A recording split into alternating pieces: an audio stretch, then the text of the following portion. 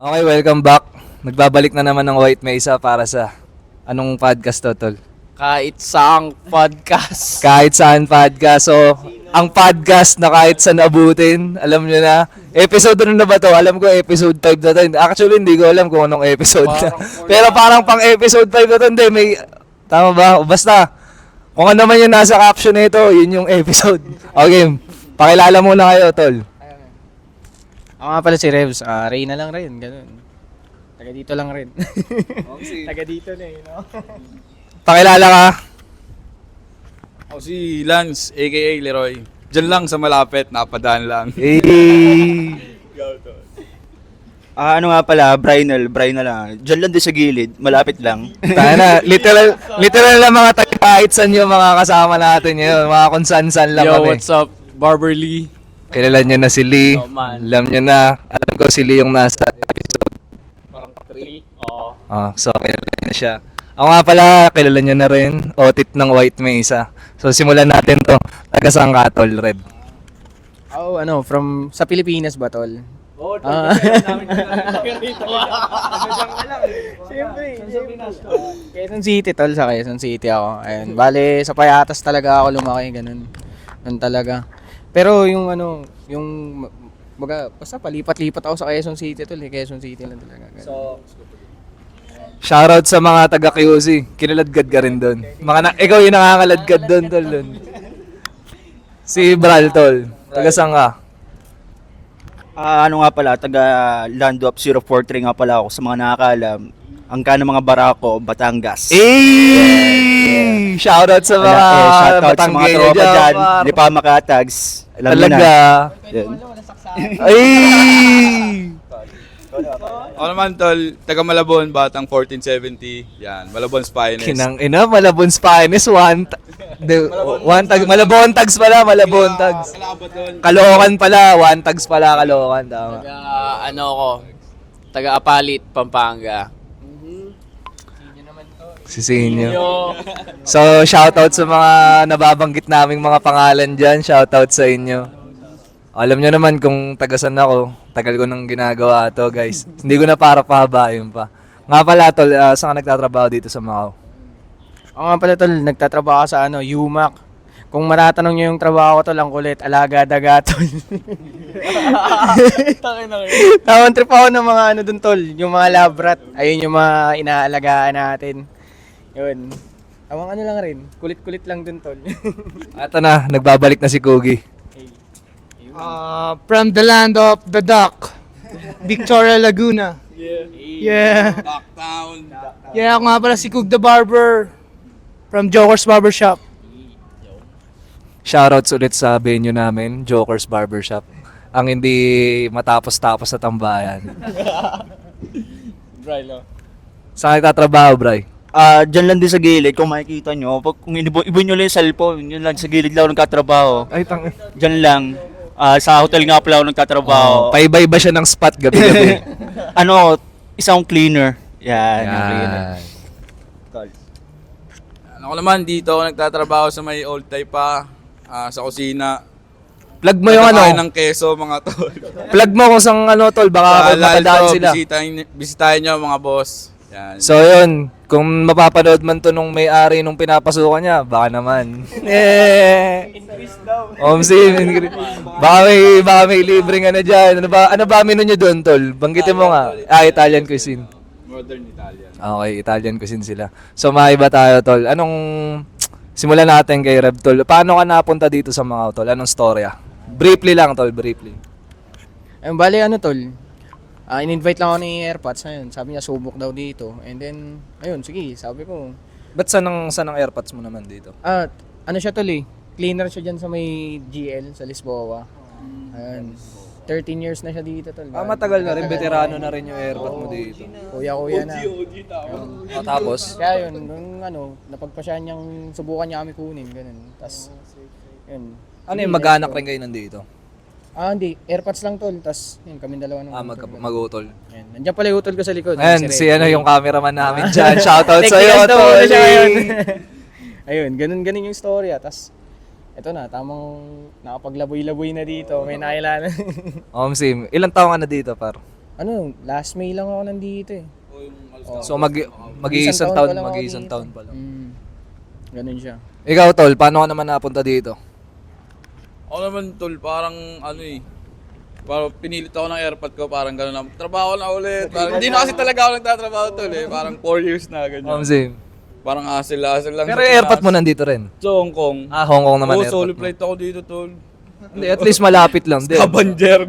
Pagdating ko dito, scavenger ako tol eh. Tapos saan ka nag-apply nun? Dito sa Old Type may nagsabi sa akin dyan, may interview doon, punta ka. Tapos yun naman, isang bagsak lang tol, okay. Kumbaga, nung nagpunta ka dito, ang purpose mo is mag-apply. Oo, mag-apply talaga. Kumbaga sa palaran, walang kasiguraduhan na meron agad, ganun. Yung iba kasi, sa mga hindi nakakalam, sa mga gustong sumubok magtrabaho dito sa Macau, yung iba kasi, ang ginagawa nilang diskarte, actually yung iba, nagbabakasyon lang. Pero dahil nga ang daming mga, kumbaga hotel kumbaga Las Vegas of Asia to kumbaga bigla nila naiisipan na mag-apply na rin kasi nandito na rin. So yun yung kadalasang storya dito. So yung iba kasi, lakas loob lang din talaga na baka sakali kasi sa totoo lang dito sa Macau, hindi uso dito yung walk-in eh. Oo. Kasi usually dito, pag nag-walk-in ka, bibigyan ka lang din ng number o kaya ng website na kung saan ka mag-a-apply online. So yung iba talaga, may mga tropa rin akong ganun dati yung talagang baka sakali na kahit sinasabihan ko na rin na minsan na risk yun tol kasi unang-una gagastos ka ng plane ticket mo tapos matutuluyan mo dito, budget mo pangkain. Tapos ganun lang din yun pag nag-walk-in ka, unlike sa Pilipinas, yun ang uso sa atin walk-in, di ba? Mag-aabot ka.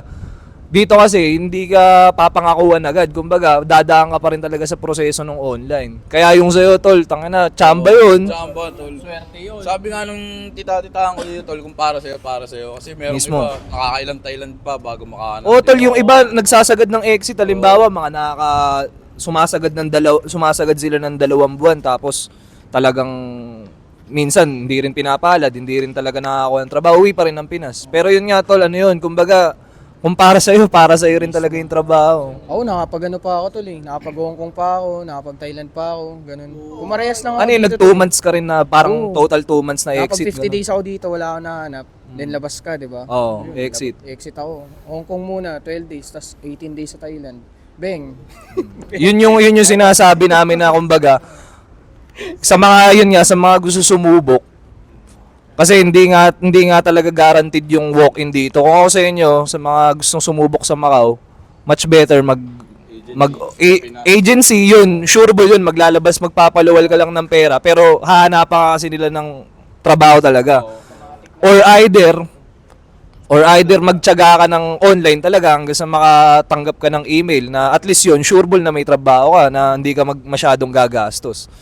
Pero halos parehas lang din kasi tol, gawa ng, di ba, pagdating nila dito, may mga placement din silang babayaran. Ganun. Kung tutusin mo tol, mas magastos pa siya eh. Kasi dito, pag bagsak mo dito, kailangan mo, may tirahan ka na agad, di ba? Tapos kakain ka pa dito. Siyempre, expenses mo pa ng pang good time mo, di ba? Oh, yun yung di mawawala. Hindi kasi Diba? totoo yun. Siyempre, pag Ang hirap mo din, dito sa nakaka-stress Malo, din di kasi ba? yun, tol. Yung Okay. nakaka-stress Parang din nasa yung wala kang di ba? wala kang kahit papaano, kailangan mag-unwind ka rin talaga dito. Tsaka ito lang everyday. Tsaka sa everyday counts tol eh. Pagka yung, di ba? Pag Oo, pumunta ka lalo lang pag dito, aplikante ka pa baga lang, nagmamadali tol, di ba? ka eh. Para hindi ka, kinakabahan ka rin kasi yung sa visa mo, di ba? Mauubos na yung Oo, araw di ba? mo. Pagdating mo ng San Malo, para kang nasa Pinas ka ulit, no? Kasi lahat Pinoy. Tangina lahat. Oh, yung San Malo pala. Oo, tol, yung nga yung tawag nila doon, di ba? Barangay San Malo. Spot talaga yun. Pagkahating gabi na, lahat ng tao, basag na yung ulo, Omsim. no? Suray na, no? Sa mga sa mga nanonood dyan, dito kasi sa Macau, meron kami tinatawag na Filipino Street. Na Oo. actually, mga Pinoy na lang din nagbansag no kasi merong iskinita dito na pag pumasok ka talagang akala mo nasa iskinita ka rin ng Pilipinas din talaga, puro Pinoy. Parang back from the streets, no? Oo, kumbaga hindi Chinatown dito, may Pilipino. Oo. yun ang maganda naman dito, kumbaga kung first time abroad ka, hindi ka masyado matatakot kasi ang dami ring Pilipino, marami ka rin makikilala. Sabi ko nga, sa 10 nakasalubong ko dati dito, tol, 7 Pinoy eh. Omsim. Oo, legit, tol. Tapos sabi ko, ayos dito, ha? 10 nakasalubong ko, 7 salita Tagalog. Ang lupit, ha? Ilocano. Oo, tol, Ilocano. Marami dito. Sabi ko, ayos dito. Maganda hindi ka rin masyadong makukulture shock. Oo. Kabalahibo mo rin, no? Tsaka ang lapit rin kasi sa Pinas talaga. Anytime na gustuin mong umuwi, hindi ka mangingilag rin umuwi talaga eh.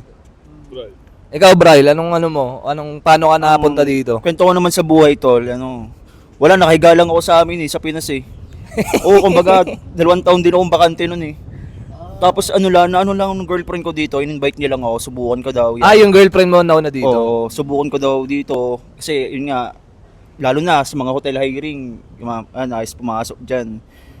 Shoutout sa girlfriend mo dahil pinabako ka sa higaan. Pero di din naman agad gano'n ako nakahanap. Kasi tulad niya, nag-exit din ako ng Thailand. Yan, lagi din pinag-exit ng mga Pinoy dito, Thailand. Pag gusto mo pa talagang bumalik, 'di ba? Thailand talaga. Di ko din naman ina-expect na magkaka-work ako pagdating ko dito. As in, biglang parang bibinigyan lang ako ng CV, then tinawagan na ako. Yun doon na nagsimula ang kwento ko dito sa Macau. Anong trabaho mo to? Yeah. Ano ulit trabaho? PA ako dito sa sa Yoho Treasure Island. Yan. Bagong bukas no? Oo. Ito din, shoutout din dito kay Kuya ko kasi ito yung una kong natiran Dito sa mga to lumipat Shoutout kay Kung Kogi. tanongin niyo Tropa ng sino si lahat Kogi, yan. ito nga pala siya yan. Cookies the barber. Kog the Barber, yan. So yung Unang pinapasukan gabi. pala ni Brian, ito lang yun. Hindi nyo lang nakikita sa camera, pero siguro mga ano lang to. Oo. Let's say 3 minutes walking lang. Ganun lang siyang kalapit. Bagong bukas siya. Yes, sir. Yeah, yun So tayo. yun. Nga pala. Ito magandang katanungan, tol. Anong kasi tayo, alam naman natin na na kumbaga kaya tayo nandito kasi karamihan ng rason is syempre ipon lang talaga. Oo, Maganda kasi pera talaga sa Macau, sa totoo lang. Sa buong Asia, para nang iengganyo na rin kami. Sa buong Asia kasi, Macau talaga ang pinakamaganda magpasahod. Kahit kanino nyo itanong kasi kahit yung mga taga-Saudi na nag-abroad, dito rin talaga sila nagpupunta kasi nga grabe maganda talaga ang salary. Hindi nga competitive salary dito. As in talagang maganda talaga yung sahod literal. So, ikaw unahin kita, Kugs. Kung saan nakikita mo kasi kasama mo ngayon si Precious, 'di ba? Mga ganong katagal kayo dito? Sa tansya mo lang Nag-ano kasi kami ni Precious siguro mga 30 years old namin, hanggang siguro hindi na lalampas ng 32, 30, yan. Settle kami na uuwi na kami after nun. Tapos, doon na namin tutuloy yung ginagawa namin dito. Oo, talagang ipon lang din Oo, talaga. ipon lang din. Kumbaga para may pampuhunan lang din sa ibang hassle ba. Ikaw, Reb? Ganun. Ako siguro, 30 talaga tol. Kasi Ilan taon na ba ngayon? 25 pa lang ako tol. Ah. 26 ako lang. lang kami. Kakaedad lang tayo. Oo, 26 lang ako. Kakaedad lang tayo. Tito ka na nga tol Tito. Ay, dito na ba ako? Kakaedad lang tayo. Ayun, ganun, 30. Tapos pagka sayang kasi yung time tol. Kung baga, kung may maiisip kang gagana, bakit di mo bigyan ng shot, di ba? Mismo. Diba? Yun kasi, gatas ka lang muna dito. Galingan mo lang rin gumatas. Mag-withdraw lang tayo dito. Hindi, tsaka kaya ako pala natanong yun sa mga nanonood. Kaya ako natanong yun kasi pangit man sabihin, pero isipin mo kayo, 26 kayong dalawa, 'di ba? Naiisip nyo ng kahit papaano, somehow mahirap magsalita ng tapos, pero may plano na kayo na 30 na uwi na kayo, bachi na kayo dito. Isipin nyo yun, guys, within 4 years, kumbaga meron na kayong confidence na mag-for good sa Pinas. Ganun kaganda yung pera dito. Hindi nyo, kayo ba kung mga nagtatrabaho sa Pinas, lalo na hindi kasi namin kikitain talaga sa Pinas to, shoutouts dito kay Kuya. So, kahit saan aesthetic yan, bigla na lang may dadaan sa camera, di ba? Kahit saan talaga. Omsing. Tapos yan, walang daanan, babalik ka ngayon. Babalik ka rin kasi papunta pa lang kami, pabalik. Tapos di yun. Ano nga ba yun? Na-distract ako dito kay Alaska. Alaska, man. Yun nga, hindi namin kikitain sa Pinas yung ganong pera. Naisipin nyo, within 4 years. Within 4 years, babiyahe na to. Isa na lang ulang namin. Halika na dito. Kwentuhan lang. Tapos di yun. 4 years, no? Teka lang. 4 years. Nag-choke pare.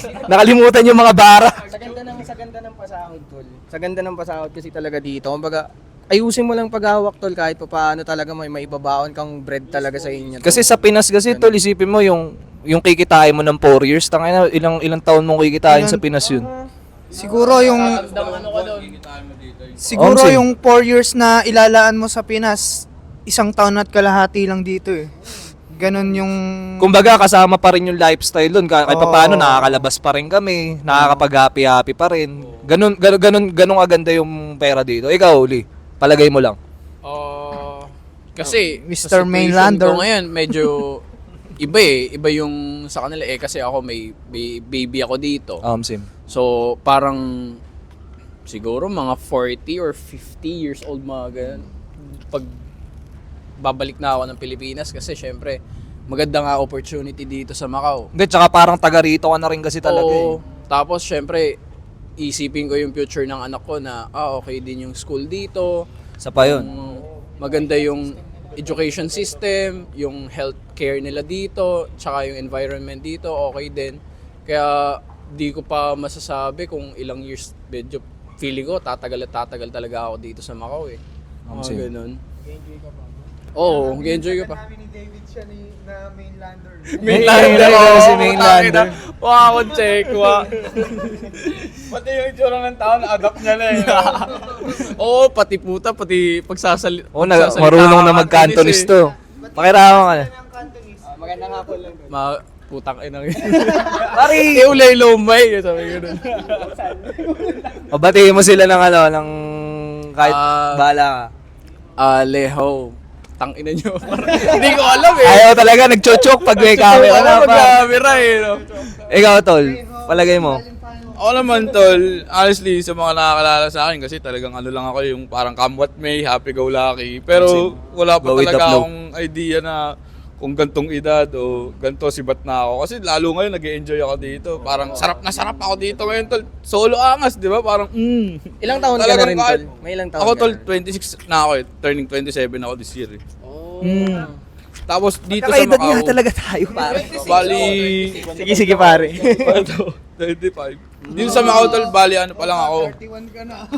Mga 1 taon mahigit siguro. Pero yun nga, nag-enjoy talaga ako dito, honestly. As of now. Kasi lahat parang nandito na okay yung cash flow, 'di ba? Tapos relax lang. May mga taong ganito. Oo, may mga makakasama ka pang same circle Tsaka mo, kasi, diba? kaya, Oo, same vibes minsan mo. kasi magbabago pa yan eh. Kaya nga, di ba, sabi ko, mahirap magsalita ng tapos kasi sa totoo lang, Homesick. ang lapit kasi nito sa Pinas. Like, Homesick. pag anytime na gusto mong ma-homesick ka, tangina. Homesick. Eto, sasabihin namin sa inyo, guys. Di ba, 2 hours away lang. Langoy pa yun. Langoy pa yun, par. 2 hours away. Isipin mo, pag nag-aeroplano kami, puta, 30 seconds lang, nandun na kami. Tol, sabi ko nga tol nung una, mas mahirap pang bumiyahe galing doon sa amin papuntang Ortigas eh. Homesick. Mas matagal pa tol kasi sa traffic sa Cubao, 'di ba? Kahit kami, limbawa, Wala eh. ako taga, mo ng sa monumento, babae, papunta lang ako ng Pasig, Ortigas. So- Kinangina, traffic pa lang. Tangina, tinutubuhan ka na ng puting buhok doon sa bus. Totoo Hindi yun. ka pa rin nasa trabaho eh. So kaya Wala pa talagang rin. ano rin eh, magtatagal Talaga sa Pinas. Kaya ang dami rin talagang tumatanda dito sa Macau kasi nga sobrang Sobrang gaang ng pamumuhay. ang gaan ng buhay dito, lalo na hindi pa delikado. Oo, safe na safe. Safe kahit na anong safe. oras. Nalasing ka sa daan, ayun. Pag nalasing ka sa daan dito tol, dadaling ka sa ospital. Omsim, hospital. Ambulansya, no? May service ka pa, tol. Diba? Yun yung ano dito eh. Ganong kaganda dito. Oo, Pag tapos- lasing kaya hatid ka nila, tol. Tapos police report ka rin kinabukasan. Kinangina niyan. Omsim. Ikaw, Bray. Hindi, sa tagal naman ng sa 1 year na nandito ako, yung nasa Pinas na ginagawa ko, parang nandito lang din siya. Alam mo yung hindi ka maboboard? Hindi Omsim. ka maboboard dito. Ay, ayun yung mga natin eh. Sabi mo. Wala eh. Eto, may ano kami dito, may spotlight kami dito. Okay, Hindi, okay ikaw. naman, diba? Same vibes. Tapos, yung trip, kung sa trip lang din yung hahanapin mo, madami dito. Tsaka ano rin bang kasi, trip yung gusto mo? speaking of trip, totoo lang, 'di ba sabi mo nga parang kung ano rin yung nasa Pinas.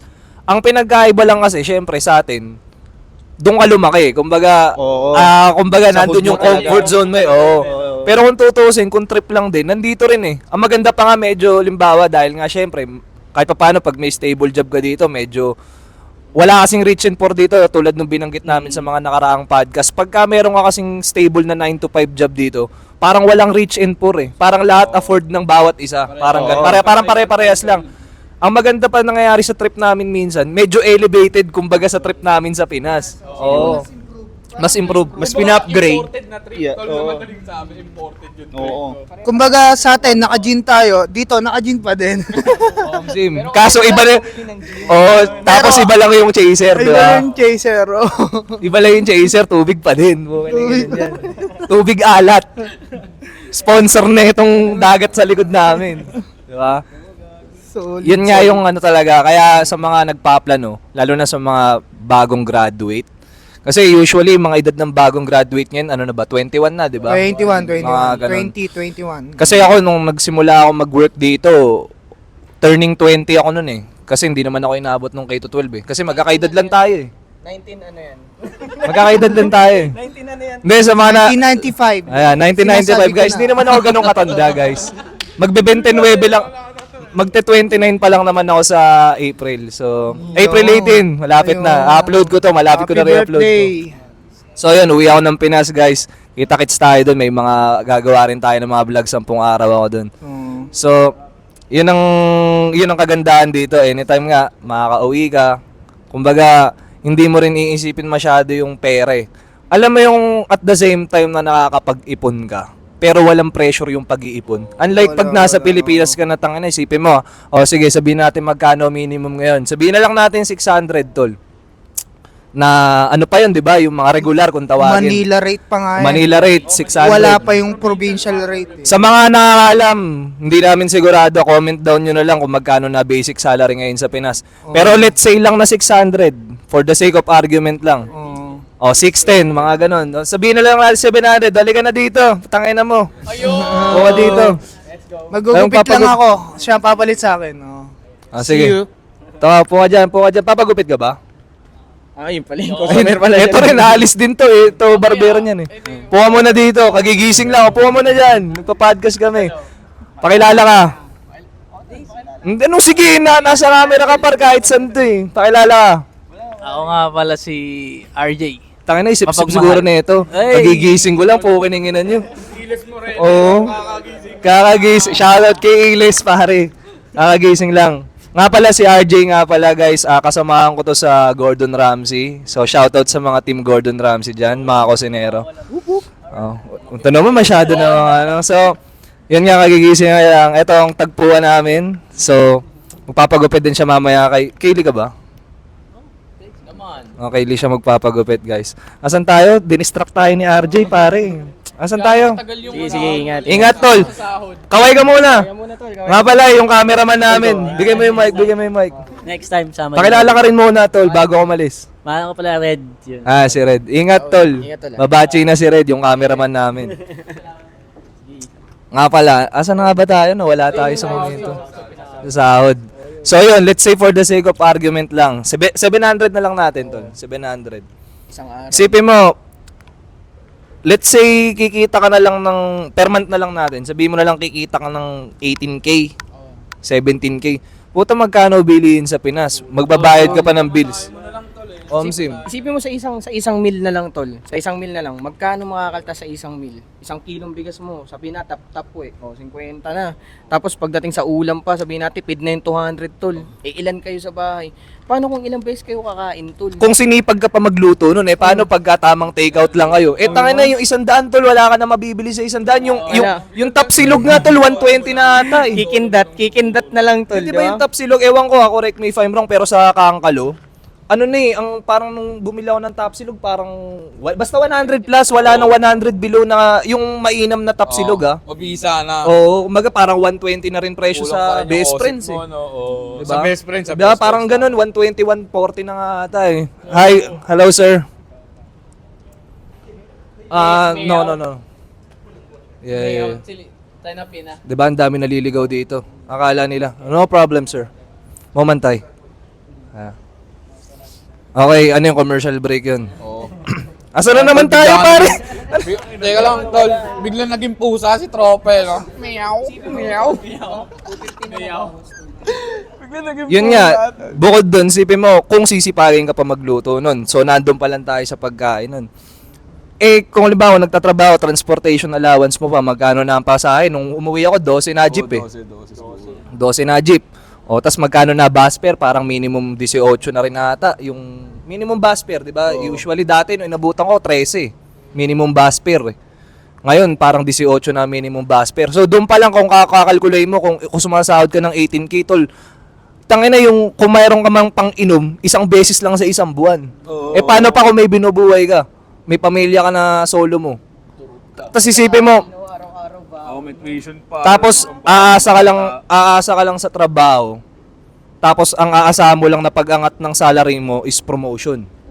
Tangina, ilang taon mong gugugulin yun, lalo na sa Pinas, tol, ang bagal ng promotion. Oo, tol, sabi nga nila sa Pinas, ang pagginalingan mo, di ba, yung para ma-promote ka, hindi sahod yung tumataas eh. Dumadami yung trabaho mo, hindi yung workload sahod din, mo, yung tol, workload diba? din. Sabi nga. Pero totoo yun, tol. Nakakatawa siya pakinggan, pero totoong nangyayari yun. Oo, ganun Lalo sa talaga. kusina sa Pinas, tol, di ba? Alam mo yan? Oo. Simi mo, kinagalingan mo, binibilisan mo kami. kusina rin? Tinadagdagan nila yung trabaho mo, pero yung sahod mo hindi. Tsaka ang ano dun, ang mahirap pa nun, sipin mo, dito nga, di ba, nagre-reklamo tayo sa duty hours minsan. Lalo na sa kusina, larangan namin, tol, talagang long working hours talaga Parang kami. walang kasiguraduhan yung Oo, out, eh, yung, no? yung out, walang kasiguraduhan kasiguraduhan. yun. Isipin nyo na lang sa Pinas, kung halimbawa, ganun din yung trabaho, baga walang kasiguraduhan yung oras. Tapos travel time mo pa papasok pa uwi. Tiningin Yung na, ano Malabon, pang Ortigas, itutulog tol, mo, 3 tol? hours. Dati ma-share ko lang, tol. Nag-ano ako, nakatira ako sa North Caloocan, tol. Camarin. Oo. Yan, sa Nodado. Oo, Di ba, dulo, tol? tabi ng Bulacan yan, tol. Bagong silang area, di ba? Tas, tol.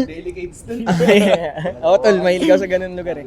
Tas ngayon, ang trabaho ko, tol, Makati. Puta, 4 hours, araw-araw, papunta pa lang.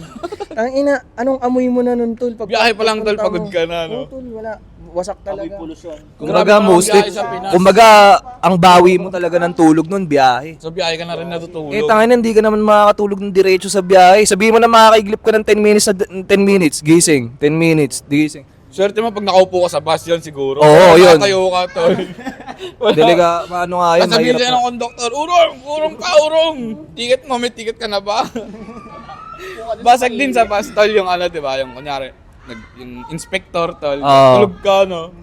Kala nagtutulog-tulogan ka para makaligtas ka sa ticket, no? Yung ticket mo. Oo. Tapos Oo, nandun, ticket to, ah. nakasingit lang dun sa upuan yung ticket mo. Mahirap, mahirap. Kaya ako kasi katwiran ko, ito, lagi naming pinag-uusapan ni RJ. Ang minsan, yung trabaho kasi pare-parehas lang yan. May hirap, may pagod, may stress, may petics, may araw na good day, may araw na bad day. Oo, tama. Ang iniisip na lang namin, eto siguro naman pare-parehas tayo, on the same page tayo sa sasabihin ko.